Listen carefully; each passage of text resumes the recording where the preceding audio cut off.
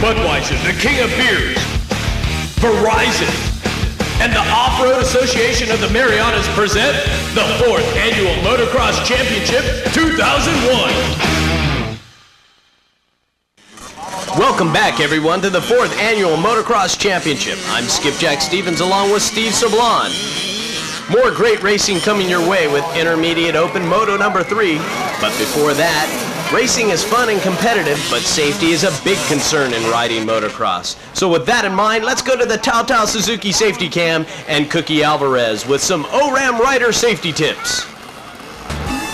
Half a day, I'm Cookie Alvarez from Team Tao Suzuki and Verizon Star 88 for your off-road safety riding tip. Motocross has grown tremendously here in the CNMI, and more children are riding motocross on island. With that in mind, let's go to some important safety equipment that your children should wear before getting on their bike. Here to assist me with some of the safety equipment is Alvrick Alvarez. Alvrick, could you please go over some of the stuff that you would wear before getting on your bike? Sure, Dad. Let's start from the bottom to the top. You should wear some boots to protect your toes and ankles from bending. Under your boots, you should wear some thick socks. You should also wear some knee pads to protect your knees from falls or crashes. Also wear some motorcycle pants or jeans to protect your legs. And a kidney belt to protect your stomach and back from bending. You should also wear your chest protector to protect your chest from flying rocks or debris. And wear some long sleeve shirt to protect your arms. And gloves to protect your fingers and hands.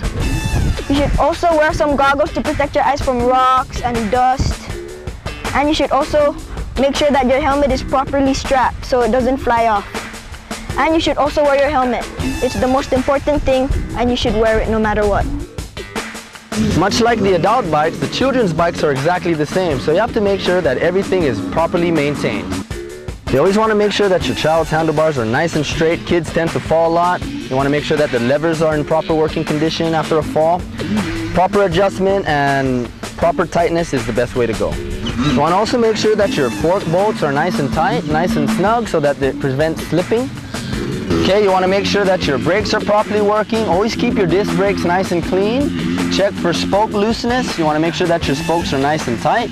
Make sure you have the proper amount of air in your tire, anywhere from 12 to 15 pounds. This is a high-performance machine, and you want to always make sure that its cooling system has water and coolant and that the cooling system is running fine. You always want to make sure that your child's chain is nice and tight. This is his drive chain. This is what makes him go, so you want to make sure that it's in proper working order. We're on the rear wheel. You want to make sure that the sprocket is nice and clean, and you want to check for wear. Okay? Just like the front tire, you want to make sure that your spokes are nice and tight. Again, same as the front tire, anywhere from 12 to 15 pounds of air in the back. In reference to the brake fluid reservoir, you want to make sure that your rear brakes are in proper working order just the same. Proper maintenance of your child's motorcycle on all the safety gear that he uses are very important things. But the most important thing is parental supervision. Never let your child ride his motorcycle by himself. I can't emphasize just how important adult supervision is, and you should never let your child ride alone. Adult supervision is a very important aspect of rider safety. Of equal importance is the use of the correct riding gear. Always wear a helmet, the proper clothing, and boots when riding. No shorts and no slippers.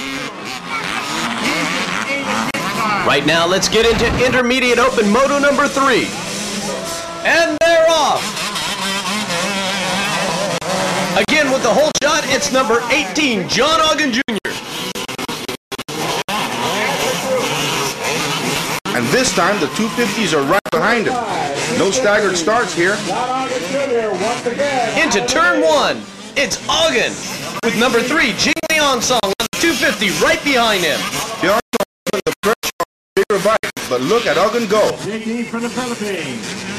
Into turn 2, it's Liang Song on the inside to take the lead. Ogden went wide, got into soft stuff. JD's, whoa, look at JD opening up. Let's take a look at the standings going into this race. Liang Song of the Philippines and Pangilinan of Saipan continue to dominate the 250 class. While in the 125 class, it's John Ogden Jr. and Tim Couts of Guam, followed by Tony Borja of Saipan in 3rd. John Ogden Jr.